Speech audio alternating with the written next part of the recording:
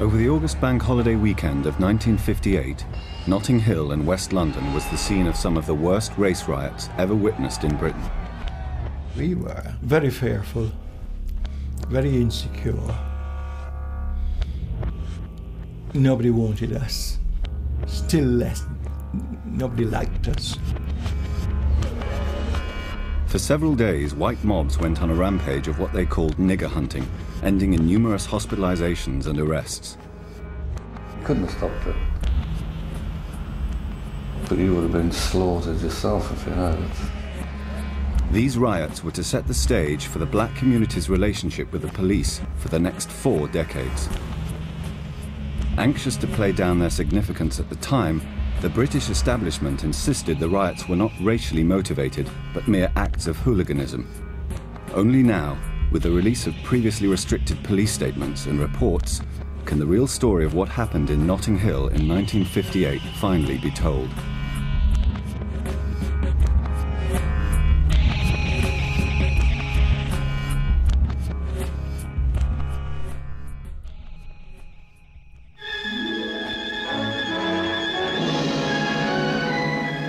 Something new and ugly raises its head in Britain. In Notting Hill Gate, only a mile or two from London's West End, racial violence. But the police have not been able to reach all the trouble spots so promptly. And the quietest street may flare up at any moment. Opinions differ about Britain's racial problems. But the mentality which tries to solve them with coshes and broken railings has no place in the British way of life. This violence is evil, and the law and public opinion must stamp it out.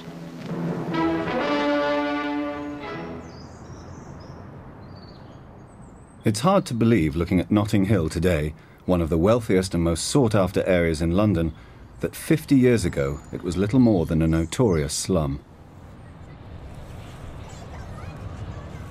Notting Hill was one of those areas of London that had been a slum for a long time. The housing was disgraceful. It was an awful place to live. Notting Hill was made up of 2 areas: Colville, full of large run-down tenement houses, and Notting Dale, which had a large, close-knit working-class population. There were lots of gangs fighting each other. There was a lot of real crime, a lot of fencing, for example. A lot of out-of-town burglaries by the more sophisticated criminals amongst us. It was a crime-ridden area. Due to chronic labour shortages, the British government invited people from the West Indian colonies to come to work in Britain, and many of those first immigrants found their way to Notting Hill.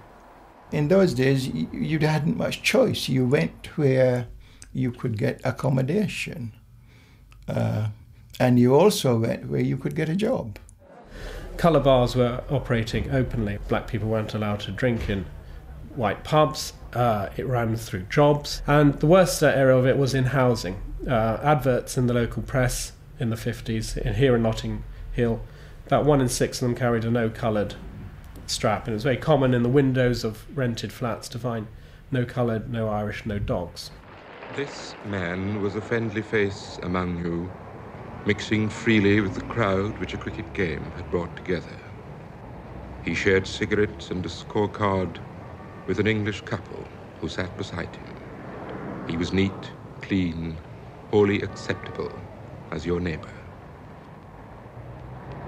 And now he has chosen this street to ask about the single rooms which some owners have advertised for rent. I've heard that you've got rooms going, and I have got a room, but I'm afraid I can't let you in. Beg your pardon? I can't let you in. I've got 14 English boys in here. 14 English boys? Yeah. So you don't want... I can't mix. I'm ever so sorry, I wouldn't sell, but if I let you come in, all my boys would leave. If you let me come in... If I let you come in, all the other ones would go. Yes. Okay, I'm ever so sorry. Yeah, that's right.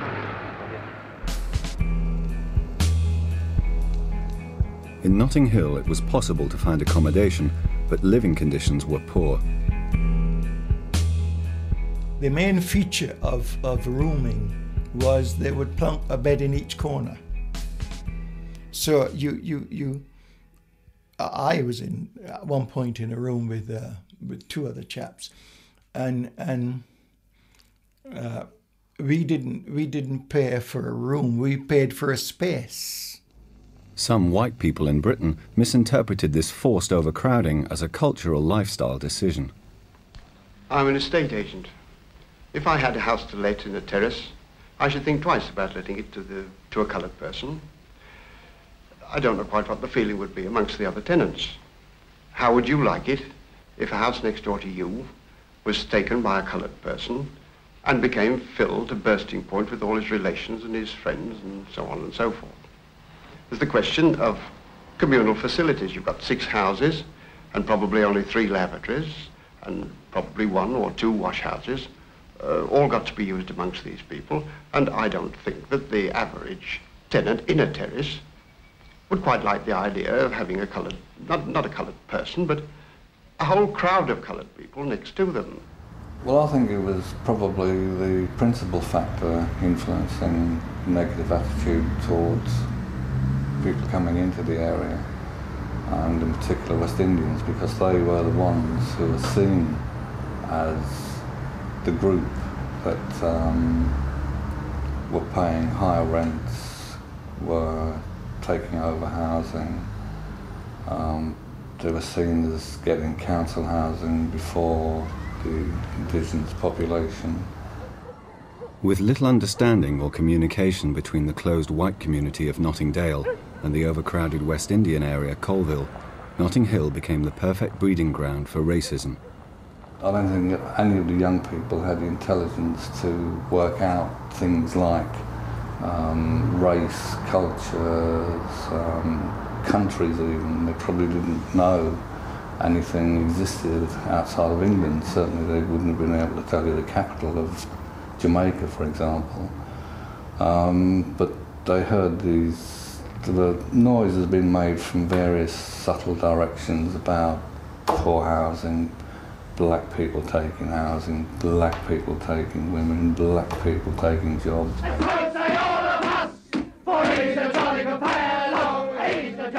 These subtle noises were being made by members of a notorious fascist group, headed by Oswald Mosley. Before the war, they were the British Union fascists. They dropped the name fascist and reformed as the Union movement.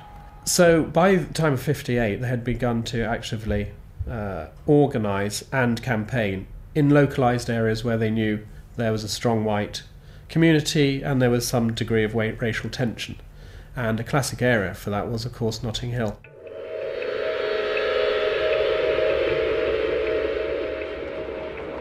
August 1958 was hot, bringing people and their growing hostilities out onto the street. Until now, expressions of prejudice had been mainly confined to hurtful remarks and the colour bar, but suddenly things began to take a more sinister turn. I was keeping a dance in Bletchley Street. While we were there, I heard like a swarm of bees coming along the road, and I went upstairs, opened the door and looked out, and I saw this crowd coming along with the police in front, and then they stopped by the house where the party was keeping, and the police came, talked to me.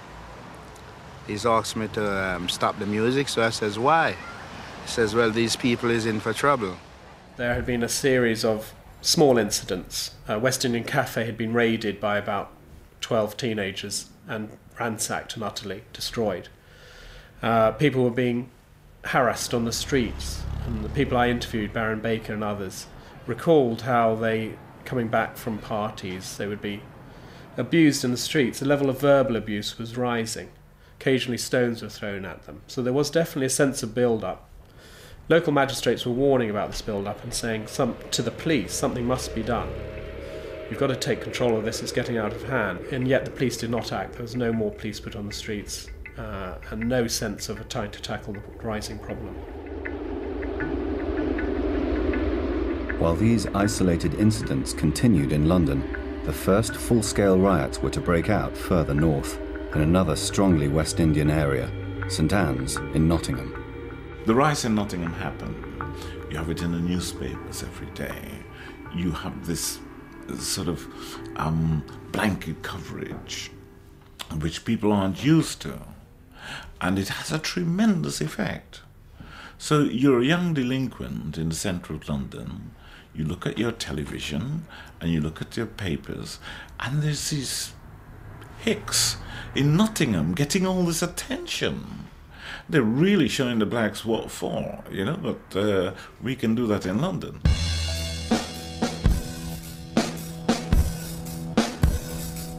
On the same night, blood was about to spill on the streets of Notting Hill. A group of 9 teenagers assembled, quite consciously, because they put a whole series of metal bars and hammers and other implements into the boot of their car. And they drove around the area, and over a period of about 4 hours, they set upon, in about 5 separate incidents, any black person they could find on their own or at most in twos. So they had a group of 9 white youths setting on individual black people, an ultimate act of cowardice, and causing very severe injuries. One of the black people had a stab wound to the chest, and when the court case happened, had to be brought in on a stretcher. Others were hospitalised. And that was really the very first serious incident that we knew then that this was something of a level that hadn't happened before. Exactly a week after this terrible incident of the 9 youths going nigger hunting, which is their term for it, the first serious night of rioting began in Notting Hill.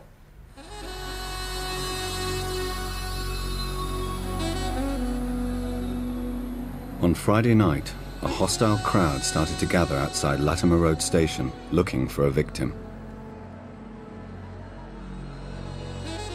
You got a bloke named Ramon and his wife. We know her as Tanya. They had a fight, and the white people didn't like it, so they went to help her out. Eventually, she turned on them and started to fight them. So they said, we turn them own people against them.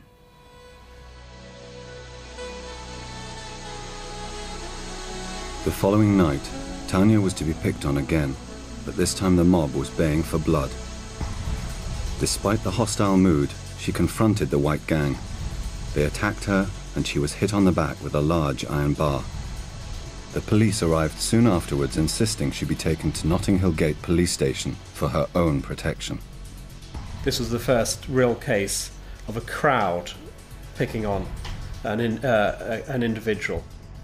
Denied their intended prey, the crowd went on a rampage, attacking any black person they could find. We looked out of a 5th floor window, which we were at the top. We saw it all. We saw hand-to-hand fighting, blood spilling, black police, black Marais, wailing up and down and carting people to the police station. And it was particularly nasty. Police statements from the time tell a tale of violence and hatred. There were several hundred people, all white, congregated about the footway and roadway, and all clearly in a hostile mood. They were shouting obscene remarks like, "We get the black bastards," and "mind your own business, coppers, and keep out of it." Now, the most disgusting incident I saw was a woman actually being beaten up, which was particularly horrifying. You know, there was a code of honour, I thought at the time, and there was, but it didn't seem to apply when it came to blacks.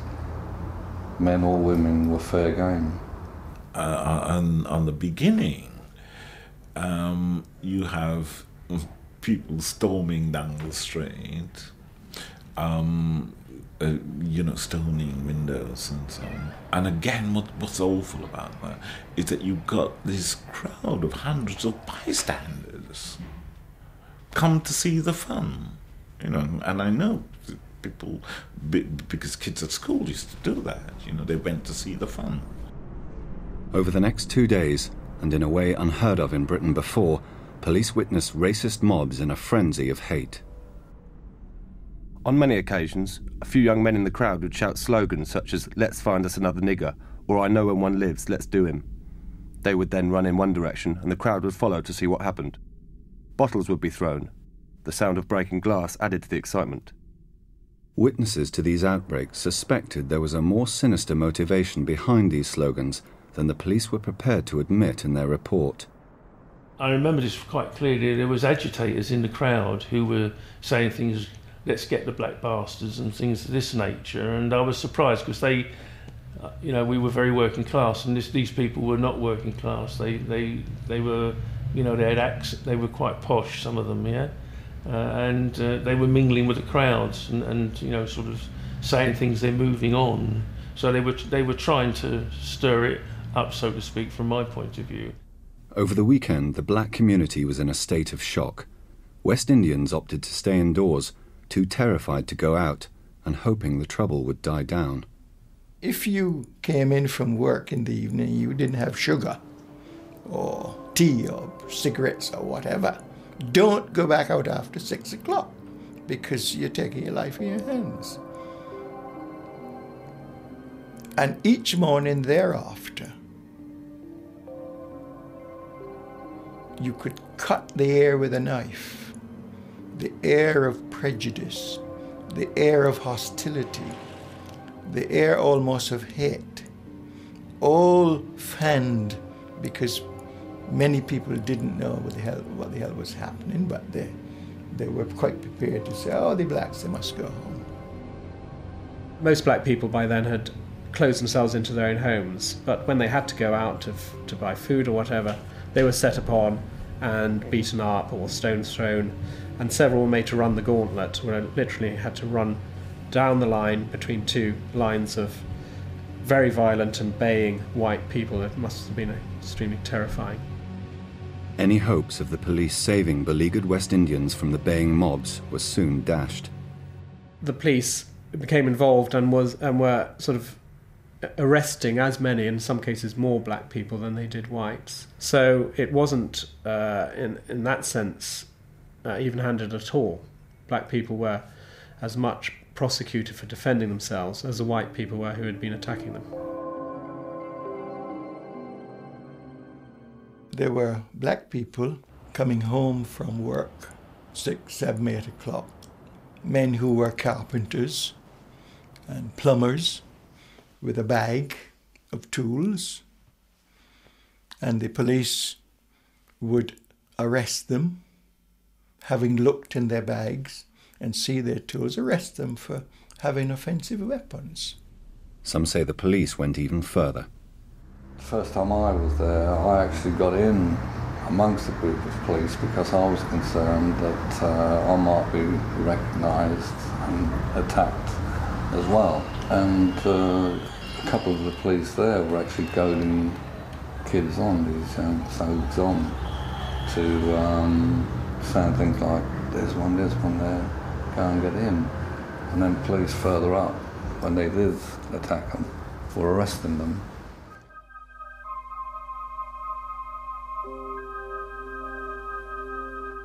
Even by Monday, not everyone in the country had heard of events in Notting Hill, including a young Jamaican living in the Midlands. Up in Derby, it was quiet. There was nothing, there was no disturbance. So when Seymour Manning arrived in the area to visit his cousin, he had no idea he was walking straight into a major race riot.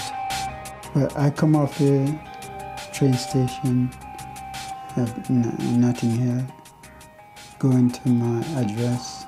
I said, I don't know the place. First time I've been there.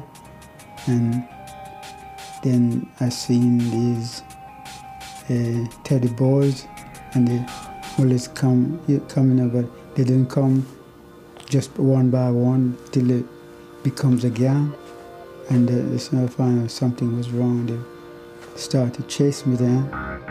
Within minutes of walking out of the tube station, Seymour found himself running for his life.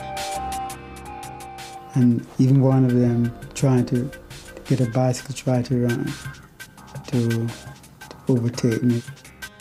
He spotted a greengrocer's shop, which luckily was owned by a sympathetic white woman. And this lady in the greengrocery see what happened, and she just opened the greengrocer shop and locked the door. Then he called the police and the police come. Seymour was lucky. He escaped without injury, and the aftermath of his experience was captured by Pathé News. In Notting Hill Gate, only a mile or two from London's West End, racial violence. An angry crowd of youths chases a Negro into a greengrocer shop, while police reinforcements are called up to check the riot, one of many that have broken out here in a few days. The injured victim, a Jamaican, is taken to safety. I've been through hurricane before in the West Indies, but it was not like that because, you know, if you're using a hurricane, you're not alone. But with this ordeal, you know, it's like I was going to die, matter of fact. The whole black community was deeply affected by what was happening. Very fearful, very insecure. Nobody wanted us. Still less, nobody liked us. What the hell were we doing here in this situation when we were given to believe that we were coming here, in fact, to a home away from home? With the white mob out to menace them and the lack of protection from the police, the black community decided enough was enough. A meeting was convened in Toto Bag's Blues Club at number 9 Blenheim Crescent. During the day, we made preparations for the attack. And I can quite clearly remember that I was standing on the second floor with the lights out in Blenheim Crescent, when I look out and see from Kensington Park Road to Portobello Road was a massive lot of people out there. And I distinctly hear when they say, "Let's burn the niggers. Let's lynch the niggers." And from those spoken words, I said, "Start bomb them." And then you see the Molotov cocktail bombs coming out from number 9 Blenheim Crescent. Then they say, "Oh, they are bombing us too."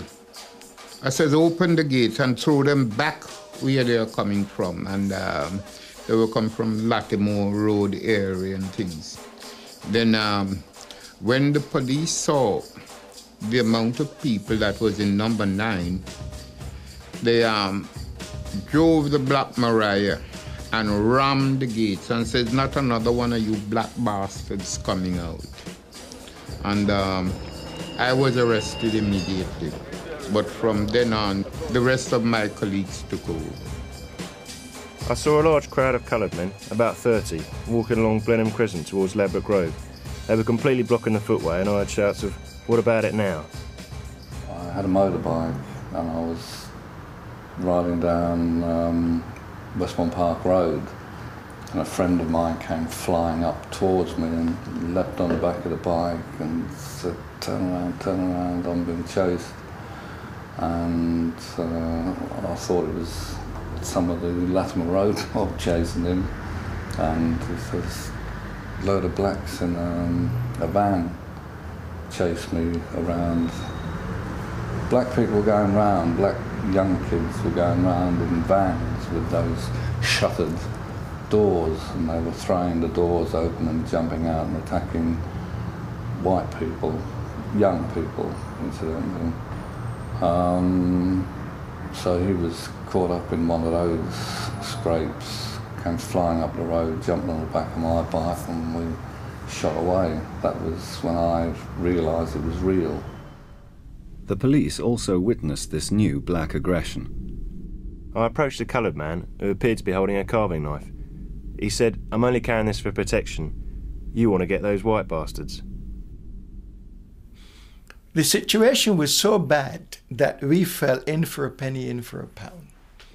If we're going to be killed or we're going to be beaten up, well, let's bloody well have a go. Not me personally, but I remember seeing convoys of black men coming over from Brixton, night after night after night, not only to represent themselves, but to represent those of us who were too scared to go out. And if any black group took the brunt of the violence, Jamaicans from Brixton took it. They saved our skins from being mauled even more than we were. In my mind, this was the real first incident of black people fighting back, both literally and symbolically, in Britain, and in that sense was a hugely significant occasion. And after that, you did have black people themselves assembling to protect themselves and throwing stones back at the white crowd, and the police were presented with a wholly more serious situation in which racial crowds were actually fighting each other. By now, the Met had brought in reinforcements from all over London to cope with the disturbances, and by Tuesday they had gained the upper hand. By Wednesday, the streets were quiet again.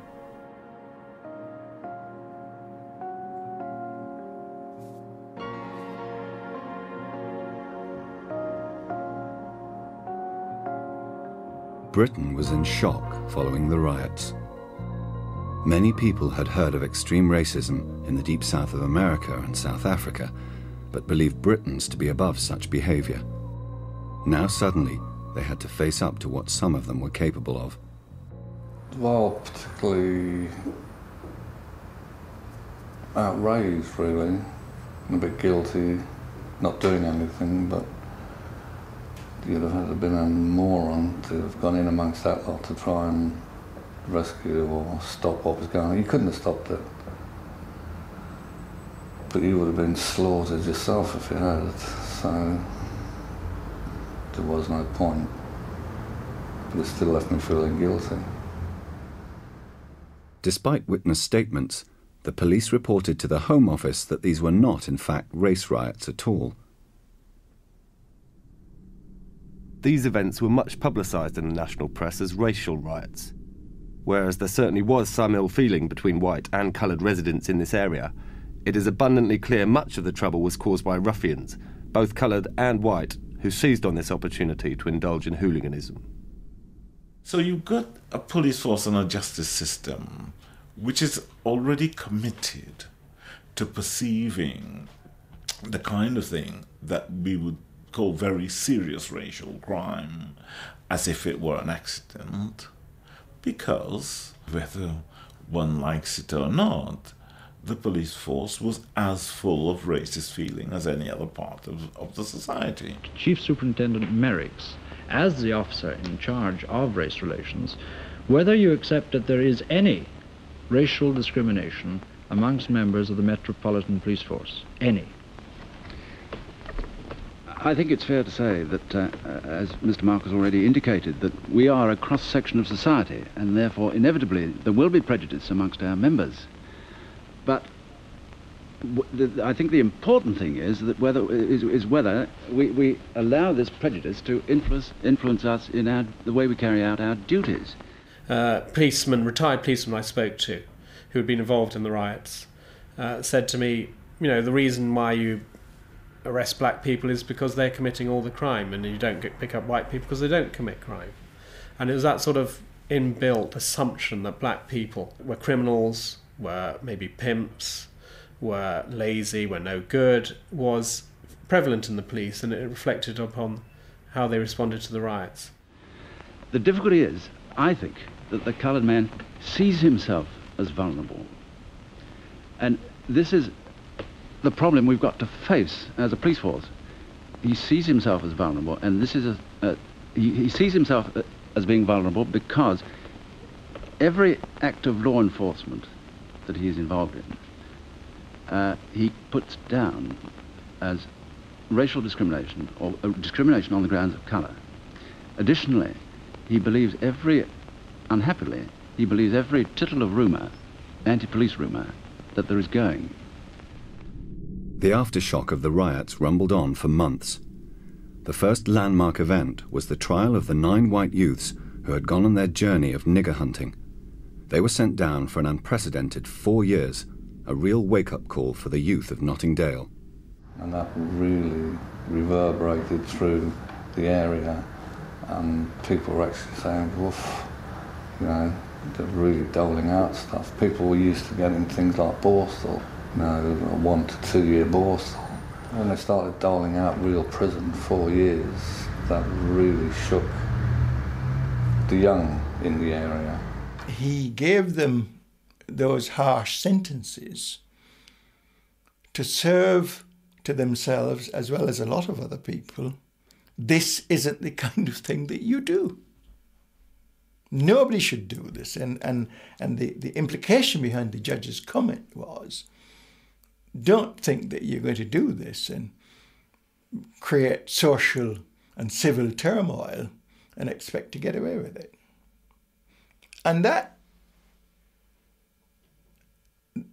sentence and what the judge said at the time gave a lot of us some heart, gave a lot of good public-spirited English people some heart, people who just couldn't understand what on earth was happening. However, the British establishment was worried, and its knee-jerk reaction, reflected by the papers, was to question Britain's immigration policy rather than address the root cause of the Troubles.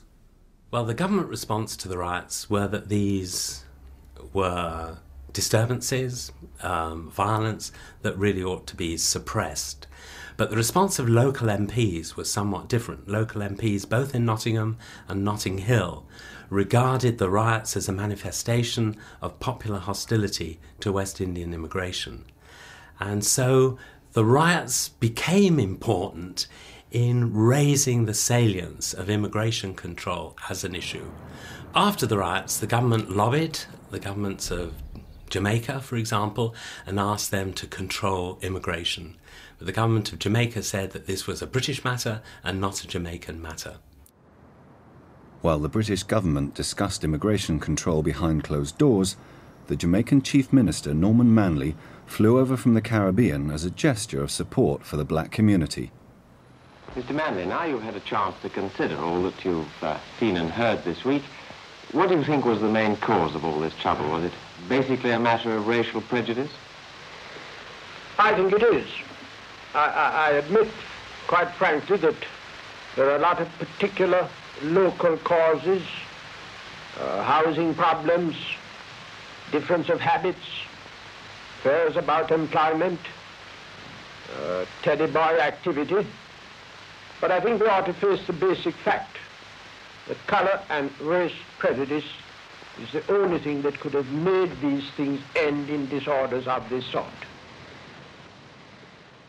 He was the first and only Caribbean leader that put himself on the line and spoke up for the justice of people from the Caribbean. And that was important for us. I remember Manley had a public meeting one Saturday morning in the Portobello Road, and that we felt at last we were not alone. In mid-September, Panorama's reporter Chris Chataway visited Jamaica. What sort of people is it who are leaving here? And what are their reasons? And what, too, are the effects produced by news of the riots in Nottingham and Notting Hill? Would you go even after you have read about these riots? Yeah, I would. You're not worried? That wouldn't stop me. That wouldn't stop me so long as I get a good job. Can you read? Yes. Quite well? Of course. I can read and write well. What do you know about England? Well, I know England is the mother of this country, and we the subject of England. I feel that when the time go to England, we should be well treated. Like when they come here, we treat them right. And there's no danger that some rough types in Kingston would feel like taking reprisals, is there? No. No, we just don't. See, you have to when you meet those kind of people, you have to have revenge. You see. Revenge? Yes, just to the next man don't interfere with you. You see. You don't interfere with me and I don't interfere with you, and it's just that. But if you interfere with me, you knock me, I'm going to knock you back. That's what happened, you see. But everybody live in harmony and peace. Everything is just right. Back in Britain, the same questions were being asked of the new arrivals. Are you at all worried about these troubles we've had over here? I am looking forward to seeing them, to hearing more about them, to knowing them. One couldn't find the reason for things unless he studied it, you know. We only hope that there are no reprisals from the British with respect to new West Indians coming into this country. I certainly hope so too. Yes, I do hope so. Thank you very much. Thank you. Rather than frighten West Indians into submission, the riots hardened their resolve to fight for a life in Britain. It was definitely racism that has caused the riot. Keep Britain white. And I was determined that Britain will never be kept white because we are here now. So how the hell am you ain't going to tell me? So to keep it white, then you have to kill me then and carry me out on the bloody box. Before the 58 riots, people very often talked about, being here for a time and then going back and not wanting to die here and so on and so forth. After 58, there was really a changed mood about the sense that making a decision about what you did with your life here, that you weren't just passing through. In January 1959, the West Indian community decided to heal wounds by creating an event where they could celebrate their culture in a positive and joyful way, the first ever Notting Hill Carnival. It was the brainchild of a woman who had been part of the black civil rights movement in America, Claudia Jones. Those experiences would have been what led Claudia to try another way of dealing with the situation in this country and with the white prejudices, and hence Carnival, hence a showcase where you could demonstrate to the whole British public that West Indians and Africans had a culture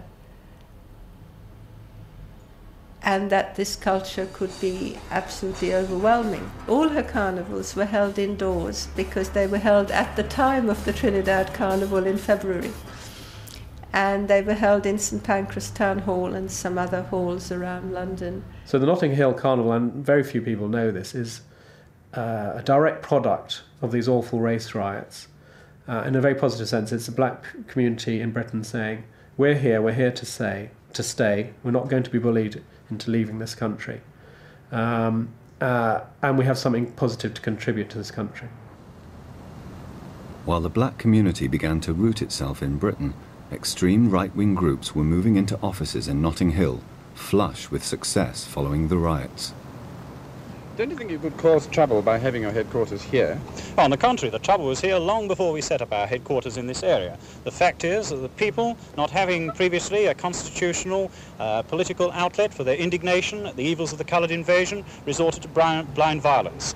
We now offer them a constitutional political outlet, and we therefore think that our presence in this area militates against violence rather than for it.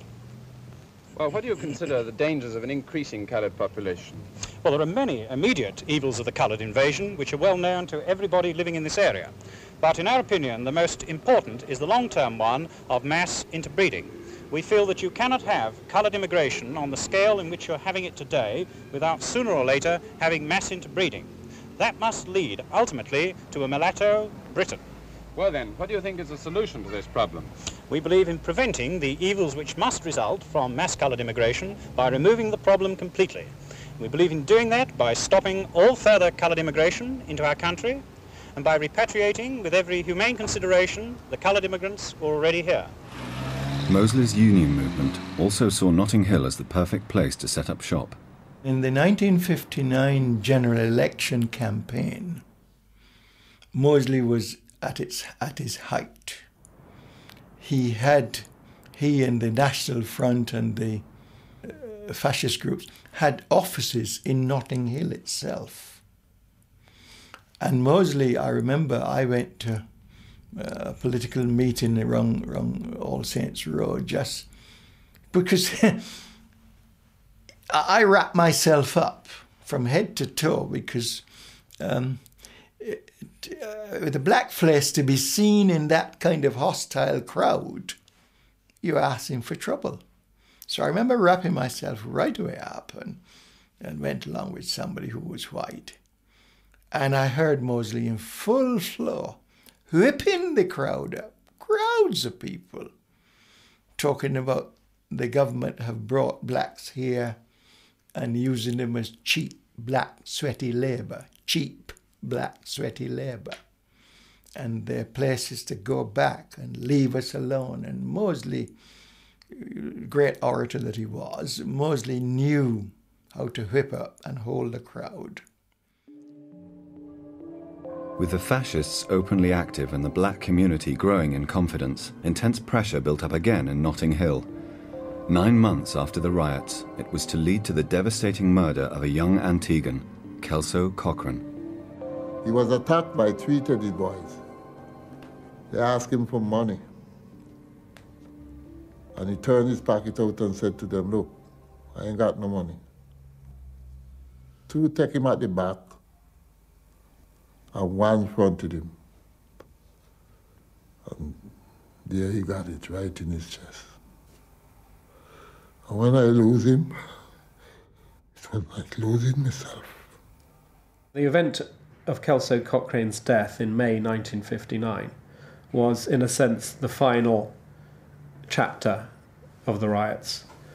Final terrible chapter because, fortunately, through these 4 days and nights of rioting in 1958, no one had died. There had been serious injuries. It was a seminal moment. No one in the white community around, who there must have been people who saw what happened, came forward to give any evidence, and no one was ever prosecuted over the incident. It was a moment when people realized how vulnerable they were, for one thing. You know, that is, black people realized how vulnerable they were. Kelso Cochrane's murder shocked the nation, and black and white people from all over the country attended his funeral in a silent display of unity. That really brought home to people what was happening and what had happened. And I think if there was another factor which influenced or which lessened the feelings of hatred toward blacks, it was that, because it was a step too far for the average person. Even people who were inclined toward aggressive behaviour, they were shaken by it. People I know who are real hard cases felt that was beyond the pale. That really wasn't acceptable. So to that extent, it was a shocking event, of course. But in terms, if there can be anything positive in a thing like that, it really brought home to people, even people who were involved, where this stuff can go, where this stuff can lead to. I was walking with the crowds, you know. Everybody turned out for that funeral. People were crying all over the place. There were white folks who, from their windows, were hailing the processions when they passed. They were moved. Many of them were quite angry during the funeral, you know, and they were accusing Moseley for it. They were openly shouting that this was a Moseley thing.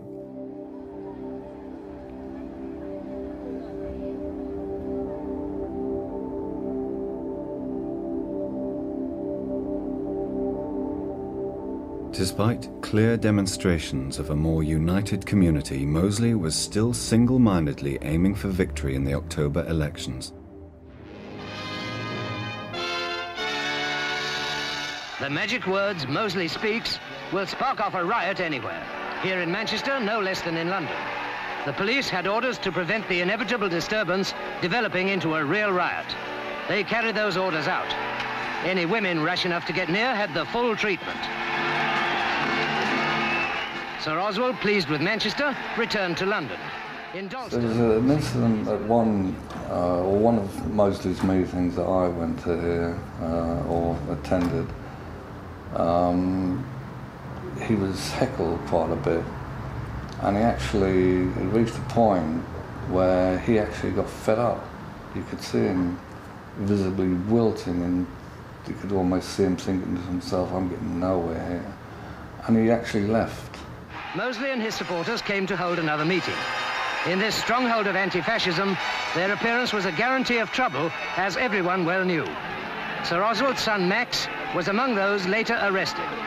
Now came the arrival of the great leader himself.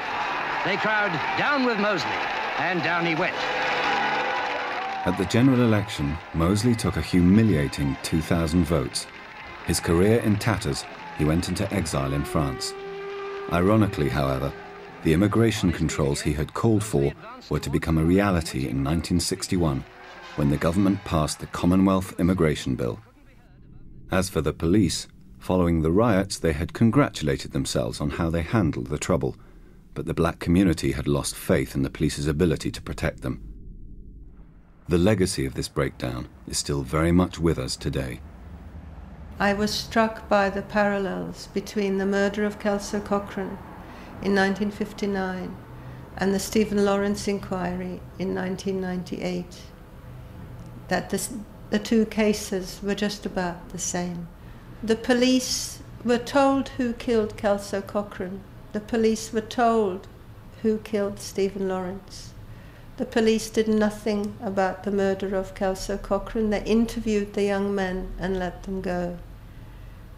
The police did exactly the same thing for Stephen Lawrence. When Claudia tried to get government action regarding the murder of Kelso Cochrane, she was turned down. The same thing was tried by the family of Stephen Lawrence, and it took them years to get to the Lawrence inquiry. So they managed to get further than Claudia did. But look at the period of time that elapsed, 40 years, to learn a lesson. Right now, yes, London is the place for me. London, this lovely city. You can go to France or America, India, Asia or Australia, but you must come back to London city. Well, believe me, I am speaking broad-mindedly. I am glad to know my mother country. I've been traveling the countries years ago, but this is the place I wanted to know, darling, London. This is the place for me.